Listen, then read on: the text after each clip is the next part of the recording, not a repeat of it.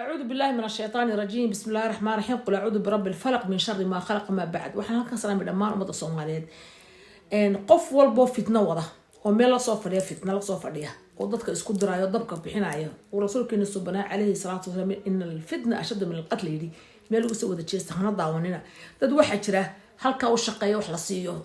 caada qaatayash wax loo yaqaano ilaahayna ma yaqaanaan diinna ma yaqaanaan rasuulna fool xumada adduunka marka aad life u aragtid ama daawatidba waad ka muqaacisa